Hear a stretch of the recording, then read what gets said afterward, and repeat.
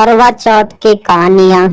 प्राचीन काल में वीरवती नाम की एक सुंदर और धर्मनिष्ठ राजकुमारी थी। वह अपने 7 भाइयों की इकलौती बहन थी। विवाह के बाद वीरवती ने पहली बार अपने पति की लंबी उम्र के लिए करवा चौथ का व्रत रखा।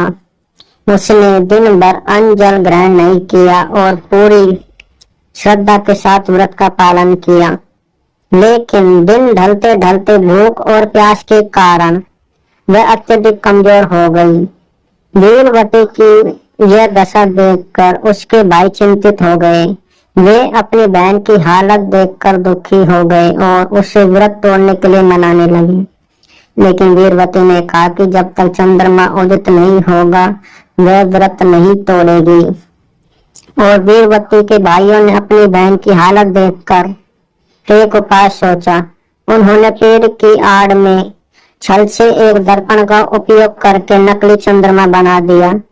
भाइयों ने वीरवती से कहा कि चंद्रमा निकल आया है और उसे देखकर व्रत तोड़ लो। वीरवती ने वह नकली चंद्रमा देखकर व्रत तोड़ दिया और जल ग्रहण कर लिया। जैसे ही उसने व्रत तोड़ा उसे यह सूचना मिली कि उसका पति गंभीर रूप से बीमार हो गया है। वीरवती को तुरंत आभास हुआ कि उसने चंद्रमा की पूजा किए बिना और सही समय से पहले व्रत तोड़ दिया, जिसके कारण यह अनहोनी हुई। वह अत्यधिक दुखी हुई और पश्चाताप करने लगी। अपने पति की लंबी आयु के लिए वीरवती ने दृढ़ संकल्प किया और पूरी श्रद्धा के साथ करवा चौथ का व्रत फिर से रखा। उसकी भक्ति और समर्पण से प्रसन्न होकर माता पार्वती ने उसे आशीर्वाद दिया और उसका पति स्वस्थ हो गया। ये है पहली कहानी। दूसरी कहानी है, कहा जाता है करवा चौथ की दूसरी कहानी महाभारत से जुड़ी हुई है। जब अर्जुन युद्ध करने नीलगिरी पर्वत पर गए थे तो द्रौपदी बहुत चिंतित थी। उन्होंने भगवान कृष्ण से अपने पति की सुरक्षा के लिए मार्गदर्शन मांगा। कृष्ण ने उन्हें करवा चौथ का व्रत रखने और शिव पार्वती की पूजा करने की सलाह दी। द्रौपदी ने व्रत रखा जिससे अर्जुन सुरक्षित रहे।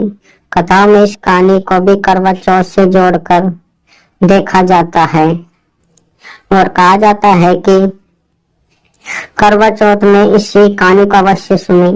तीसरी प्रसिद्ध कथा करवा नामक महिला की है जो अपने पति के प्रति अत्यधिक समर्पित थी।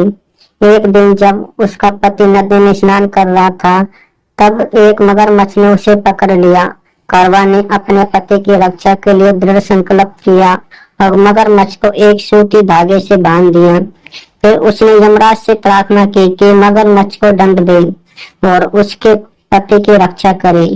यमराज करवा के समर्पण से प्रभावित हुए और मगरमच्छ को दंडित किया और उसके पति को दीर्घायु का आशीर्वाद दिया।